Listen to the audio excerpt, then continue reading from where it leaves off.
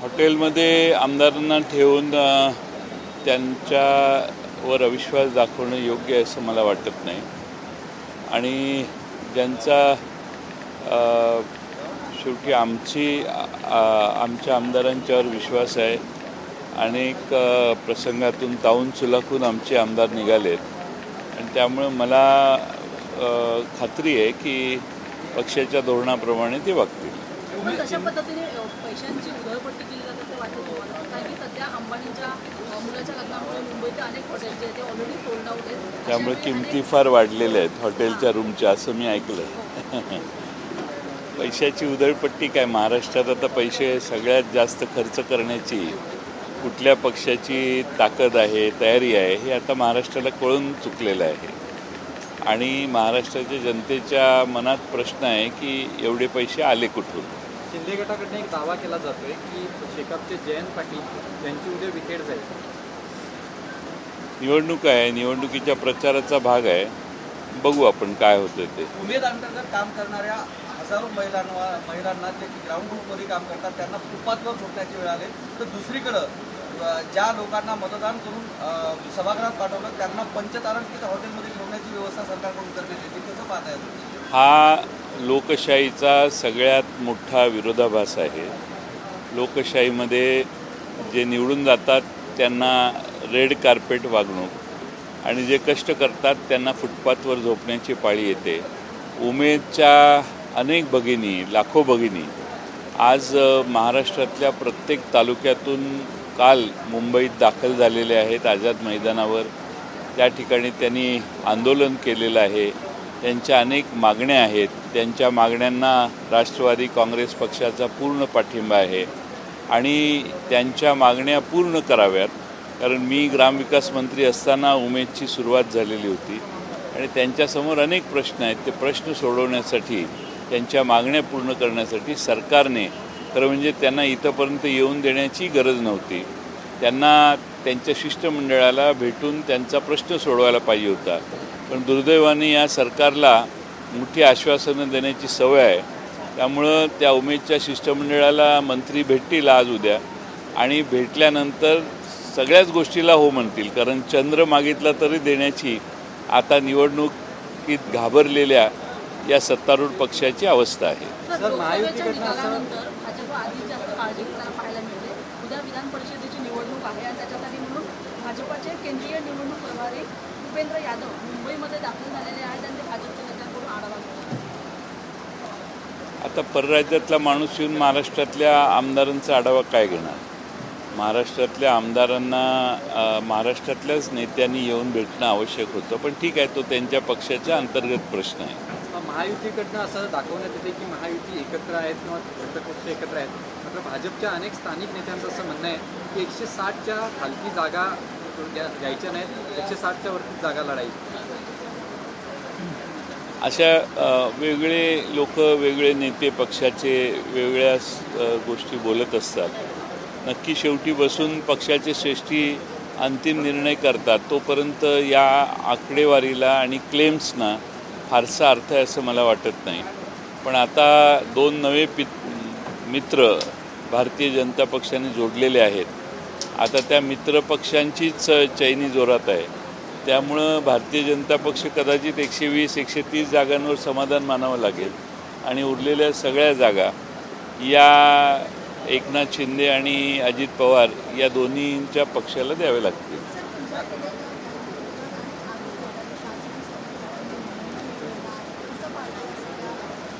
मला नक्की माहीत नाही फॅक्ट्स काय आहेत. त्यांच्याकडं कोणतं सर्टिफिकेट आहे, अपंगत्वाचा वेगळा एक विषय त्यात आहे. मला एक्झॅक्ट माहीत नाही फॅक्ट्स काय आहेत, त्यामुळे त्याच्यावर बोलणं योग्य नाही. राष्ट्रवादीचे दोन्ही गट एकमेकांच्या विरोधात असल्याचं जे चित्र आहे, तो स्थानिक पातळीवर जर पाहिलं तर राष्ट्रवादीचे दोन्ही गट एकत्रित काम करताना बऱ्याच विधानसभा मतदारसंघांमध्ये दिसतात. उदाहरणादाखल जर पाहिलं तर हिंगोली जिल्ह्यातील वसमत विधानसभा मतदारसंघामधील जयप्रकाश दांडेगावकर हे राजू नवकर यांना अप्रत्यक्षरित्या मदत करताना चित्र आहे. उद्याच्या विधानसभा निवडणुकांमध्ये काय चित्र असणार आहे? असं आहे की दांडेगावकरांनीच राजू नवकरेंना आमदार केलेलं आहे. त्यांचं नाव त्यांनीच सुचवलं, तेच आमदार आहेत. या कार्यकाळात जी कामं केलेली आहेत त्या ठिकाणी मी जलसंपदा मंत्री असताना पाणी परवाने त्यांना तिथं बंधाऱ्यांच्यासाठी वगैरे दिले. त्याचे कार्यक्रम एकत्रित झाले असतील, त्यात काही विशेष नाही आहे, विकास कामं आहेत. पण दांडेगावकरांची भूमिका पवारसाहेबांच्या बरोबर राहण्याची ठाम आहे आणि आम्ही योग्य वेळी त्या मतदारसंघाचा ते सांगतील त्या पद्धतीनं आम्ही निर्णय करू. सर, एमपीएससीच्या 66,000 विद्यार्थी उमेदवारांचा प्रश्न ऐरणीवर आहे. कालपासून समाज माध्यमांवर विद्यार्थी उमेदवार व्यक्त होताना पाहायला मिळतात. ESBC प्रमाणपत्र काढण्यासाठी पोर्टल सुरू नव्हतं म्हणून विद्यार्थ्यांनी EWS मधून फॉर्म भरला आणि त्याच्यानंतर आता ते चेंज होणार की नाही यावर पुन्हा एकदा प्रश्नचिन्ह. त्यामुळे अनेक उमेदवार ते नाराज. MPS ह्या स्पर्धा परीक्षांचा खेळखंडोबा भारतीय जनता पक्षाच्या दिल्लीच्या सरकारने जसा नीट आणि अन्य परीक्षात केला तसा महाराष्ट्राच्या सरकारने सगळ्या स्पर्धा परीक्षातल्या युवकांचा खेळखंडोबा केलेला आहे. त्यांच्या आयुष्यात अनेक मोठे प्रश्नचिन्ह महाराष्ट्राच्या सध्याच्या सरकारने केलेले आहेत. मग पेपर फुटीची प्रकरणं आपण ऐकतोय, पाहतोय. अशाच पद्धतीनं आता सर्टिफिकेट कुठल्या दाखल्यावर अर्ज भरायचा याविषयी देखील यांचं पोर्टल चालत नाही म्हणून चॅलेंजेस उभे आहेत. मला वाटतं महाराष्ट्र सरकारने याच्यात पुढाकार घ्यायला पाहिजे होता आणि असे कोणतेही प्रश्न तयार होणार नाहीत हे पाहायला पाहिजे होतं. पण सरकार या दृष्टीनं या फ्रंटवर फेल झालेलं आहे. समृद्धी महामार्गावर भेगा पडलेल्या पाहायला मिळतात. वर्षभरातच त्या भेगा आता मोठ्या होत जात आहेत. संभाजीनगरमध्ये त्या महामार्गावर अशा प्रकारचं भेगा समोर येत आहेत. समृद्धी महामार्ग ही एक मोठी कहाणी आहे. आमच्या रोहित पवारांनी मध्येच समृद्धी महामार्गाचे करते धरते जे होते त्यांच्याबद्दल किती संपत्ती त्यांनी गोळा केली याची आकडेवारी इत्यंभूतपणाने सादर केलेली आहे. समृद्धी महामार्ग हा महाराष्ट्राच्या समृद्धीपेक्षा त्यावेळचे निर्णय घेणाऱ्या सगळ्यांची समृद्धी करून गेलेला आहे. आज वर्ष झालं नाही 400M कॉन्क्रीट तुम्ही वापरलेलं जर असेल तर भेग काय साधी फटी कुठं दिसली नाही पाहिजे. पण तुम्ही एवढ्या मोठ्या भेगा दाखवायला दिसत आहेत आता आणि याचा अर्थ त्या समृद्धी महामार्गाची दर 100 मीटरवर टेस्ट घेतली पाहिजे जे काही कॉन्क्रीट पडलेलं आहे त्याचं. आणि ज्या पद्धतीनं समृद्धी महामार्गावर भेगा पडत आहेत, आज मुंबई ट्रान्स हार्बर लिंकवर देखील भेगा पडल्या. आम्ही काही बोललं की म्हणतात तुम्ही प्रोजेक्टला बदनाम करता. अरे फॅक्ट दाखवायचं विरोधी पक्षाचं काम आहे. तुम्ही समृद्धी महामार्गावर भेगा, इथं ट्रान्स हार्बर लिंक जे सेतू अटल सेतू बांधला आहे त्याच्यावर भेगा, हे प्रसारमाध्यमांनी दाखवलेलं वास्तव स्वीकारत का नाही. आणि तुम्ही सुमार दर्जाचे प्रचंड पैसे खर्च झाले. ज्या ठिकाणी 20 रुपये खर्च पाहिजे होता तिथं 100 रुपये खर्च केले आणि ते वाटून कुणी घेतले हा पुढचाच प्रश्न आहे. पण अतिशय गंभीर टेक्निकल हा मुद्दा आहे. आम्ही विधानसभेत हे सगळे मुद्दे मांडणार होतो पण कालपासून हे सरकार घाबरले आणि सभागृहात गोंधळ करण्याचा प्रयत्न चालू आहे. आज पाहूया ते बोलायला देत आहेत का. अनेक भ्रष्टाचाराची प्रकरणं आज आणि उद्या निघणार आहेत आणि म्हणून हे घाबरून माझा अंदाज आहे हे सरकार सभागृह चालून देत नाही आणि सभागृहाचं कामकाज काल आरक्षणावरून गोंधळ घातला. मग आरक्षणावरून गोंधळ घातला आणि आरक्षणाचा मुद्दा तुम्हाला एवढा महत्त्वाचा वाटत होता तर मग सभागृहाचं कामकाज का उरकलं. तुम्ही आरक्षणाच्या मुद्द्यावरच ठाम राहिलं पाहिजे होतं. तुम्ही आरक्षणाच्या मुद्द्यावर गोंधळ घातला आणि सभागृहामध्ये 94,000 कोटी रुपयाच्या पुरवणी मागण्या मान्य केल्या, सगळे बाकीचे प्रोसिडिंग्स पूर्ण केले. याचा अर्थ तुम्हाला आरक्षणाच्या पेक्षा सभागृहात गोंधळ घालणं आणि शेवटच्या 3 दिवसात विरोधकांना बोलून न देऊन आपल्यावर जे आरोप होणार आहेत त्यापासून बचाव करण्याचं काम हे सरकार करतंय. म्हणूनच सरकार घाबरलेलं आहे, पळपुटेपणा सरकार करतंय.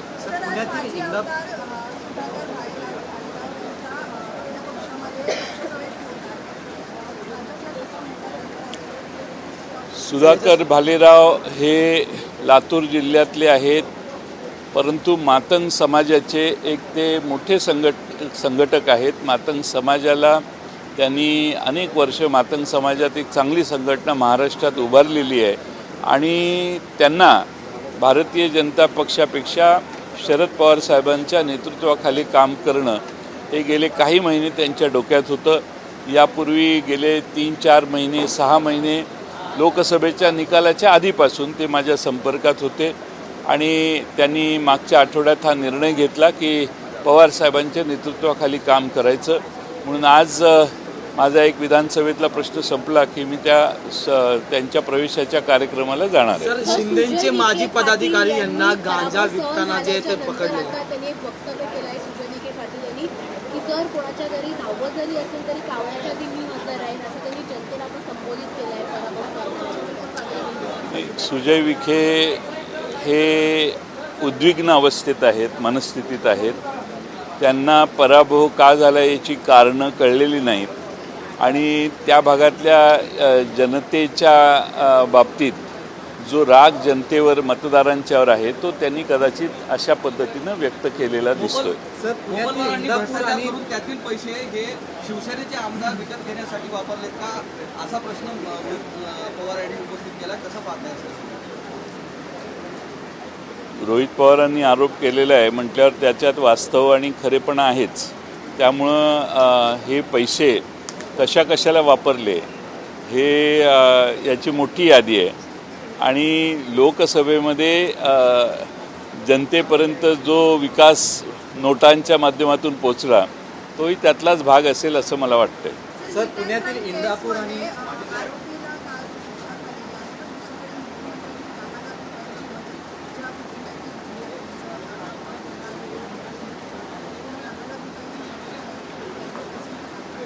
असं आहे की काही ठिकाणी 25 लाखाची मदत, काही ठिकाणी 5 लाखाची मदत, काही ठिकाणी 10 लाखाची मदत. म्हणजे बादशाला मनात वाटेल तसे निर्णय जर होत असतील तर मला दुर्दैव आहे असं वाटतं. मध्येच 25 लाखाची मध्ये एकदा मदत केलेली, 10 लाखाची मदत का? तर तो तुमच्या पक्षाच्या जवळचा माणूस आहे, त्यांनी त्याला उडवलं म्हणून मग यांना कमी पैसे, आणि दुसऱ्या कुठल्या पक्षाचा असेल किंवा संबंध नसेल तर त्याला 25 लाख रुपये.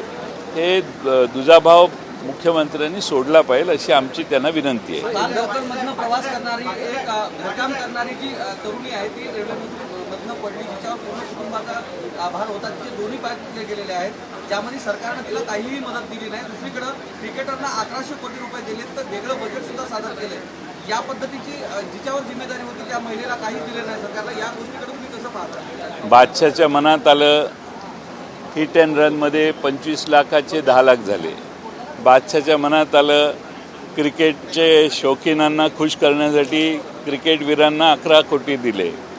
या सरकारला असे निर्णय पटापट जाहीर करणे म्हणजे शेवट आता ज्यावेळी दिवा विझताना मोठा होतो तसा हा प्रकार आहे. लोकसभेच्या नंतर विधानसभेत या सर्वांचा पराभव महाराष्ट्रातली जनता करणार आहे.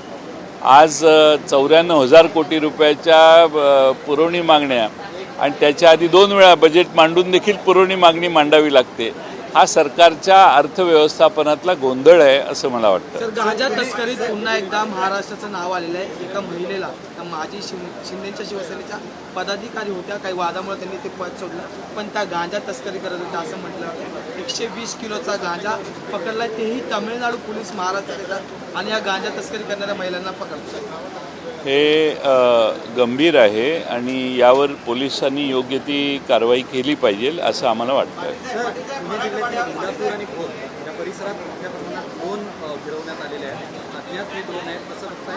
हा एक प्रकारे कायदा सुव्यवस्थेचा प्रश्न आहे. लोकांनी मागणी केली की याचा छडा लावला पाहिजे. छडा लावला पाहिजे, पण एखादा मोठा माणूस जमीन खरेदी करण्याच्या नादात असेल, तो जमिनी बघण्यासाठी ड्रोन फिरवत असेल, याच्यापेक्षा जास्त त्याला महत्त्व नाही.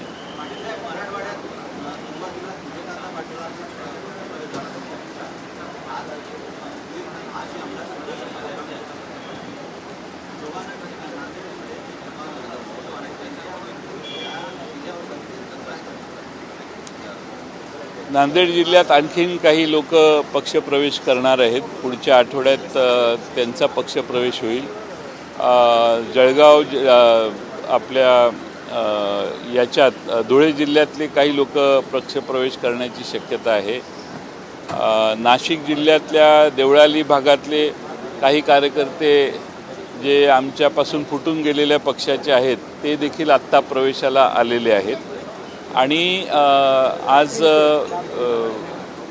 लातूर जिल्ह्यातले काही नेते मगाशी सांगितलं भालेराव त्यांच्याबरोबर काही असंख्य लोक प्रवेश करणार आहेत. हे सगळे प्रवेश आम्ही छोट्या पद्धतीनं इथं करतो आहे आणि ज्यावेळी आम्ही त्या मतदारसंघात जाऊ त्यावेळी त्या प्रमुख नेत्यांचे त्या ठिकाणी मोठे मेळावे आयोजित केले जातील. काँग्रेसच्या अधिकृत ट्विटर हँडलवर नरेंद्र मोदींचा फोटो टाकून त्यावर एक पोस्ट करण्यात आली ज्यावर बैलबुद्धी असं लिहिण्यात आलं आहे. या गोष्टीकडे तुम्ही कसं पाहता? राहुल गांधींच्यावर काय लिहिलंय हे आपण बघा. एक बाजू बघू नका. राहुल गांधी विरोधी पक्ष नेते आहेत, त्यामुळं त्यांच्या बालबुद्धी नावाने त्यांचा उल्लेख करणं हेही योग्य नाही. शेवटी पंतप्रधान पदाची गरिमा राखली गेली पाहिजे आणि विरोधी पक्ष नेत्याची गरिमा राखली गेली पाहिजे आणि टाळी एका हाताने वाजत नाही. सर, एक प्रश्न असा आहे की आपले जुने सहकारी असलेले अजित पवार यांनी काही दिवसापूर्वी सिद्धिविनायकाचं दर्शन घेतलं. त्याच्यानंतर आता ते यशवंतराव चव्हाण यांचं समाधी स्थळाचं देखील दर्शन घेणार आहेत. 14 तारखेला बारामतीमध्ये एक जाहीर मेळावा आणि जाहीर सभा देखील होत आहे. विधानसभेच्या निवडणुकीसाठी एक जाहीर मेळावा नाही, महामेळावा आहे. तुम्ही अंडर एस्टिमेट करू नका. त्यांचे प्रदेशाध्यक्ष म्हटले की ऐतिहासिक सभा आम्ही त्या ठिकाणी घेऊ. ऐतिहासिक सभा घेऊ शकतात ना, ते शेवटी ताकद त्यांची मोठी आहे. सर्व साधनं असल्यावर मेळावा घेणं काही सोपं नाही. आम्ही लहान पक्ष आहोत, आम्ही कार्यकर्त्यांना घेऊन छोटे छोटे मेळावे घ्यायचा प्रयत्न करू. पण इव्हेंट मॅनेजर जसं सांगेल तसा आता निर्णय करायचा तिकडं ठरलेला आहे. आम्ही आमच्या बुद्धीला जे पटेल त्या गोष्टी करतोय. पण बारामतीमधला लोकसभेचा तो निकाल आलेला आहे. त्याच्यानंतर आता विधानसभेच्या निवडणुकीची जी तयारी त्यांनी सुरू केलेली आहे ती पुन्हा एकदा बारामतीमधूनच सुरू केली. हा, अजितदादांनी बारामतीमधून हा मेळावा बारामतीतच घेतलेला आहे. याची काही कारणं असतील. मध्ये लोकसभेच्या निवडणुका झाल्या, मतदान तिथलं, मतदानाचे आकडे तिथले बघितल्यावर त्या ठिकाणाहून मेळाव्याची सुरुवात करावी अशी त्यांना गरज वाटली असेल. आता केंद्राचे पण विरोधी पक्षनेते आणि प्रधानमंत्री याकडे कसं बघतात आणि काय ह्या वारी संस्कृतीला राजकीय वळण लागते का? आता 2 महिन्याने निवडणुका आहेत म्हणून प्रत्येकजण त्या ठिकाणी येऊन आपण वारकऱ्यांच्या बरोबर सहभागी आहोत हे दाखवण्याचा प्रयत्न करू शकतं आणि त्यामुळं ते करू शकतात असं मला वाटतं. अभी क्या है, वारकरी संप्रदाय बहुत बड़ा है महाराष्ट्र में और इसीलिए अभी चुनाव 2 महीने के बाद में होने वाले हैं महाराष्ट्र के. इसीलिए चुनाव के लिए कुछ ऐसी चीज़ें पॉलिटिकल पार्टी करते रहेंगे. सर, 2 दिवसापूर्वी मुसळधार पाऊस झाला आणि मुंबईच्या ज्या रणरागिणी आहेत त्या लोकांनी चुकीने प्रवास केला. काय यावर? नाही, मुसळधार पाऊस पडतो आणि महिला आमच्या या लोकलने प्रवास करतात. कामावर तर वेळेवर पोचायचं असतं. रेल्वे स्टेशन तुडुंब भरलेलं असतं. रेल्वे स्टेशनवरून सुटका करून घेण्यासाठी दिसेल त्या लोकलमध्ये घुसणे आणि मग त्या लोकलमध्ये आपला पाय टिकवून तिथं टिकून राहणे आणि प्रसंगी लटकून प्रवास करणे असे प्रसंग कष्ट करणाऱ्या आमच्या मुंबईतल्या भगिनींच्यावर, उपनगरातल्या भगिनींच्यावर आहेत आणि त्यामुळं याच्यातून मार्ग काढण्यासाठी रेल्वेची संख्या वाढवणे, रेल्वेचे नंबर ऑफ रेल्वेज डबे वाढवणे, रेल्वे वाढवणे, यावेळी विशेषतः काही ना काही विशेष प्रयत्न करणे आवश्यक असतं. पण सरकार मुंबईकडे आता जेव्हापासून रेल्वे बजेट हे मुख्य बजेटमध्ये सबस्यूम करण्यात आलेलं आहे तेव्हापासून मुंबईच्या लोकल, मुंबई महानगर, मुंबई उपनगर आणि मुंबईच्या बृहन्मुंबईतून येणारी माणसं मुंबईत यांच्या प्रश्नांकडे पूर्ण दुर्लक्ष केंद्र सरकार करते. सर, एक अशी चर्चा आहे की अजित पवारांनी काँग्रेसचे 3 आमदार स्वतःकडे वळवल्याचं म्हणते. तर दुसरीकडे अशी चर्चा आहे की अजित पवारांचे काही नाराज आमदार ते तुमच्या पक्षाच्या संपर्कात आहेत. तुमचं कसं बघताय? अजित पवारांकडे 3 आमदार संपर्कात असल्याचं आमच्या संपर्कात कोणी नाही आहे ना, आम्ही तसा प्रयत्न करतोय.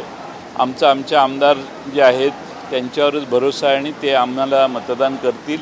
अधिकची मतं आमच्याच पक्षाकडून घेऊ. आम्ही काही दुसऱ्या पक्षाची फोडाफोडी करणं, त्याला काही किंमत मोजणं अशी काही परिस्थिती करण्याच्या नादात आम्ही नाही. आम्ही सरळ मार्गी निवडणूक लढवतो. अजित पवार यांच्याकडे 3 आमदार त्यांनी वळवल्याची एक चर्चा आहे. त्याकडे कसं काँग्रेसचे 3 काय असं ह्या सगळ्या रुमर्स असतात, वळले असतील तर ते कळेलच कोण कोण वळलेलं आहे, ते काय दडून राहत नाही. त्यामुळे मग पुढच्या निवडणुकीला त्या काँग्रेसच्या वळलेल्या आमदारांना काँग्रेस त्यांचा योग्य तो विचार करेलच.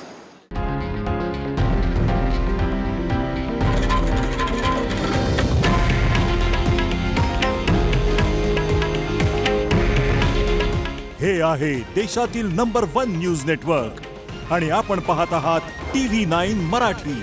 काळजी तुमची, हित महाराष्ट्राचं.